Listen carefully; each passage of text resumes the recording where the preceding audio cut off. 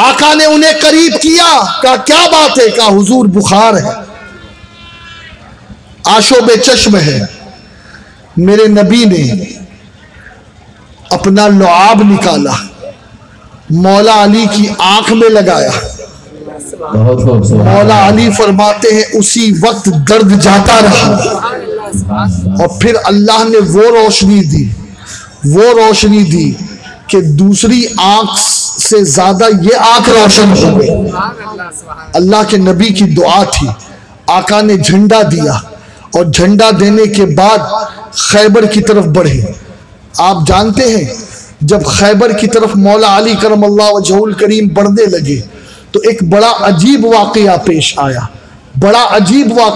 आया। एक रिवायत में यह है कि मौला अली खैबर के नीचे प्लान कर रहे थे, एक चट्टान पर खड़े होकर के प्लान कर रहे थे कि हमें कैसे खैबर को फतह करना है।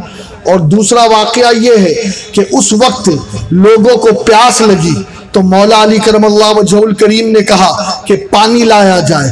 अब पानी की तलाश की गई, पानी नहीं मिला। अल्लाह अकबर। मौला अली करमल्लाहु वजहुल करीम जो है वो एक राहिब के पास, मौला अली करमल्लाहु वजहुल करीम ने राहिब के पास भेजा, उसके पास भी पानी नहीं था। अब हुआ ये कि उसी वक्त मौला अली ने फरमाया कि यहां पर खड्डा खोदो। गड्ढा खोदा गया तो एक बड़ी चट्टान। मौला अली ने कहा चट्टान उठाओ। सारे सहाबा मिलकर भी चट्टान ना उठा सके। मौला अली गए और मौला अली करमल्लाहु वजहुल करीम ने उस चट्टान को उठाया तो ऐसा लग रहा था कि वो चट्टान अली का इंतजार कर रही है। अंदर से मीठे पानी का चश्मा जारी। वो राहिब दौड़ता हुआ आया और कहने लगा क्या तुम नबी हो?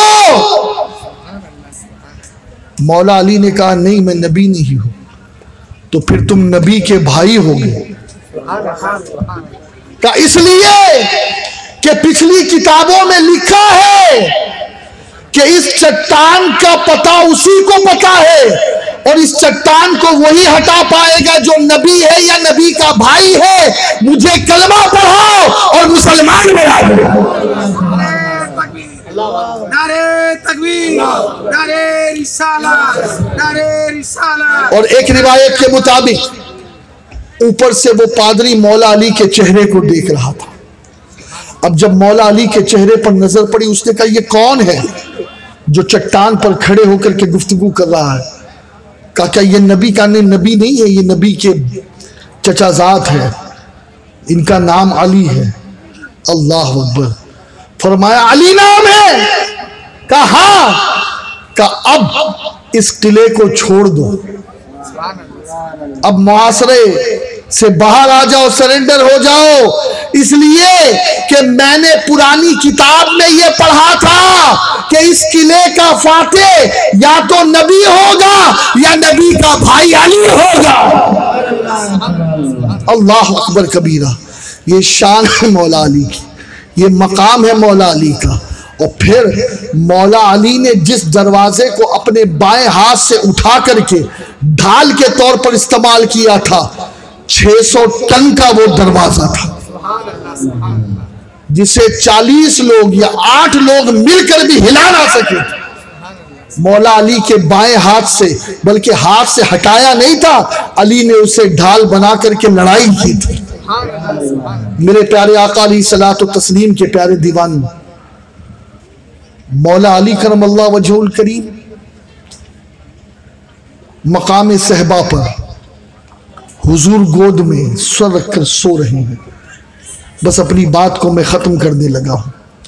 सो रहे हैं, सूरज डूब गया, अली की नमाज कज़ा हो गई। कोई और खुश्क मुल्ला होता तो उठाता, कहता अली की जगह कोई और होता तो उठाता, कहता मेरी नमाज। लेकिन मौला अली कुरान के आलिम थे, उन्होंने कुरान में पढ़ रखा था, इन्ना अरसलना का शाहिदम व मुबश्शिरम व नज़ीरा लितुअमिनु बिल्लाहि व रसूलिही व तुअज़्ज़िरुहु व तुअक़्क़िरुहु व तुसब्बिहुहु बुक्रतम व असीला। वो जानते थे कि नमाज बाद में है, नबी की इज्जत ताज़ीम और तौक़ीर पहले अदब मुस्तफ़ा है। तो उन्होंने नमाज क़ज़ा कर दी, नबी की आंख खुली, नबी ने कहा अली ये चेहरे पर अफसुर्दगी कैसे, गम में क्यों हो? तो मौला अली अर्ज करते हैं, या रसूल अल्लाह आप आराम कर रहे थे, सूरज डूब गया, आपने असर पढ़ ली थी, लेकिन मैंने अभी असर की नमाज नहीं पढ़ी है, आका बस यही गम। क्या बात समझ में आई? आज बहुत सारे लोग अली अली का नाम तो ले रहे हैं, अली का जिक्र तो कर रहे हैं, दम अली अली कह रहे हैं, लेकिन उनका हाल ये है कि उनकी फजर भी क़ज़ा हो रही है, ज़ोहर भी क़ज़ा हो रही है, असर व मगरिब व इशा भी क़ज़ा हो रही है, लेकिन उन्हें अफसोस नहीं होता। अरे इमाम हसन बसरी कहते हैं कि अगर मेरी असर की नमाज क़ज़ा हो जाए तो गोया मेरा सब कुछ लुट गया, पूरी दुनिया मेरी लुट गई। ऐ लोगों, अगर मौला अली से सच्ची मोहब्बत है, सच्चा इश्क है, तो आज की महफिल में ये अहद करके उठो कि जान जाए तो जाए, कभी हमारी नमाज क़ज़ा नहीं होगी। और मेरी बहनें भी यहां पर बैठी है ना, तो इन्हें भी मैं सैयदा फातिमा ज़हरा के हवाले से एक बात बता दूं।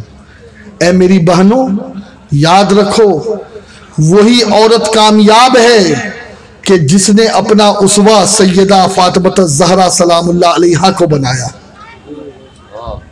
वही औरत कामयाब है।